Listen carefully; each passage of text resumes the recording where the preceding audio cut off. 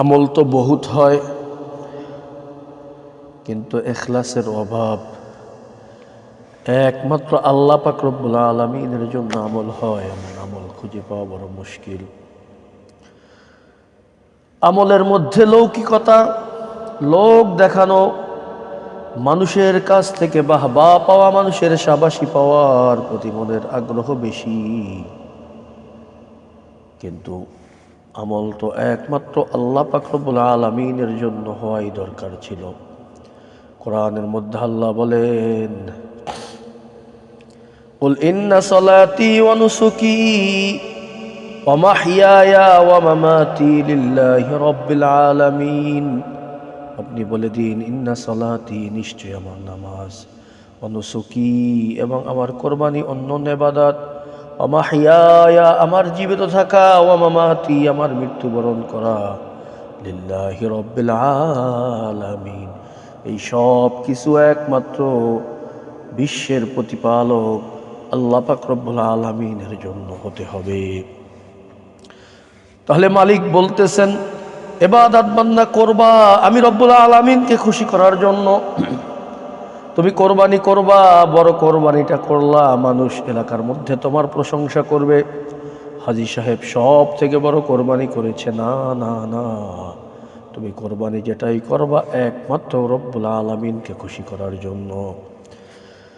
আমার জীবিত থাকা, আমার জীবনটা আল্লাহ পাক রব্বুল আলামিনের দেওয়া। যতদিন আমার জীবনটা আছে, এই প্রাণটা শরীরের মধ্যে আছে, প্রত্যেকটা সেকেন্ড আল্লাহ পাক রব্বুল আলামিনকে স্মরণ রাখতে হবে। রবের স্মরণ রেখে সমস্ত কাজবাজ করতে হবে। আল্লাহ পাক রব্বুল আলামিন সব থেকে বড় বুদ্ধিমানদের পরিচয় পবিত্র কোরআনের মধ্যে বলেছেন, ইন্না ফি খালকিস সামাওয়াতি ওয়াল আরদি ওয়া ইখতিলাফিল লাইলি ওয়ান নাহার লাআয়াতিল লিউলিল আলবাব। নিশ্চয় আসমান জমিন, ইন্না ফি খালকিস সামাওয়াতি ওয়াল আরদ, এই আসমান ও জমিনের সৃষ্টি, ইখতিলাফিল লাইলি ওয়ান নাহার, দিন এবং রাতের যে আবর্তন বিবর্তন পরিবর্তন রয়েছে, লাআয়াতিল লিউলিল আলবাব, এই সবগুলির মধ্যে জ্ঞানীদের জন্য রয়েছে উত্তম নিদর্শন, উত্তম শিক্ষা, উত্তম শিক্ষার বস্তু, উত্তম আলামত রয়েছে। লাআয়াতিল লিউলিল, অনেক নিদর্শন রয়েছে। জ্ঞানী কারা? আল্লাযীনা ইয়াযকুরুনাল্লাহা কিয়ামান ওয়া কুউদান ওয়া আলা জুনুবিহিম, যাহারা দাঁড়ানো অবস্থায়, কিয়ামান ওয়া কুউদান, বসা অবস্থায়, দাঁড়ানো, বসা, শোয়া, অর্থাৎ সর্ব অবস্থা আল্লাহ পাক রব্বুল আলামিনকে স্মরণ রাখে। স্মরণ রাখার মানে এই নয় মুখে বললাম আল্লাহ আল্লাহ আল্লাহ আল্লাহ সুবহানাল্লাহ, এটা মুখে শুধু জপতে থাকলাম, এর নাম কিন্তু জিকির নয়। এর নাম শুধু আল্লাহ পাক রব্বুল আলামিনকে স্মরণ করার উদ্দেশ্য এটা নয়। আমি মুখে বললাম সুবহানাল্লাহ সুবহানাল্লাহ, হাতে তসবিহ নিলাম, সুবহানাল্লাহ সুবহানাল্লাহ বলতে থাকলাম, আবার মানুষের ক্ষতিও করলাম, ভাইয়ের হক মেরে খাইলাম, অন্যের আইল ঠেলে খেলাম, এটার নাম কিন্তু জিকির নয়। আমি ব্যবসায়ী পণ্য বিক্রি করি, ভালোর মধ্যে মন্দটা মিলিয়ে ভালোর দামে বিক্রি করলাম, মুখে সুবহানাল্লাহ সুবহানাল্লাহ বললাম, এটার নাম জিকির নয়। আল্লাহকে স্মরণ রাখতে হবে। আমি ব্যবসা করব, ব্যবসার নীতি যেটা আছে, স্বাভাবিকভাবে ভালো মালের দাম যেটা, মন্দ মালের দাম কিন্তু এক নয়। তুমি বড় চালাক সেজেছ, আমি বড় চালাক সাজলাম।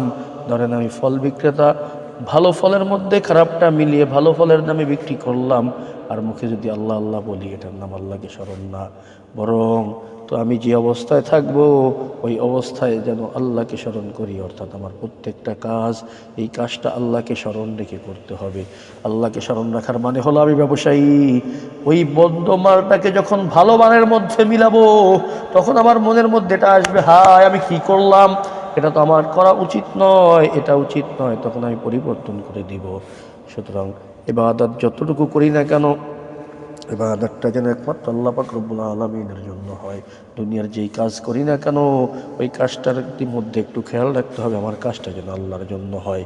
কারণ অল্প ইবাদত যদি ইখলাসের সাথে হয়, একনিষ্ঠতার সাথে হয়, আল্লাহ পাক রব্বুল আলামিনকে খুশি করার জন্য হয়, একমাত্র আল্লাহর জন্য হয়, তাহলে অল্প ইবাদত বান্দার জন্য অনেক যথেষ্ট হয়ে যায়। যেমন কোরআন হাদিসের মধ্যে আল্লাহ রাসূল বলেন, আখলিস দীনাকা ইয়াকফিকাল আমালুল কলিল, তুমি তোমার ইমানকে খাঁটি করো, অর্থাৎ একমাত্র আল্লাহর জন্য সমস্ত কাজ করো।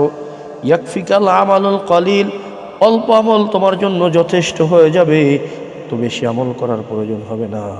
এজন্য দোস্ত খুব ভালো করে বুঝতে হবে, কাজ যতটুকুই করি না কেন একমাত্র আল্লাহর জন্য একনিষ্ঠতার সাথে আল্লাহর সন্তুষ্টির জন্যই করতে হবে, আল্লাহর ভালোবাসা অর্জনের জন্য, আল্লাহ পাক রব্বুল আলামিনকে খুশি করার জন্য, দুনিয়ার কারো কাছ থেকে বাহবা পাওয়ার জন্য নয়, দুনিয়ার কারো মুখ থেকে নামাজই শোনার জন্য নয়, দুনিয়ার কারো মুখ থেকে দিনদার বলবে ওই আশায় নয়, দুনিয়ার কেউ আমাকে হাজি হিসাব কেউ আলহাজ বলবে ওই আশায় নয়। একমাত্র ইবাদত কার জন্য হবে বলুন? একমাত্র আল্লাহ পাক রব্বুল আলামিনের জন্য হবে।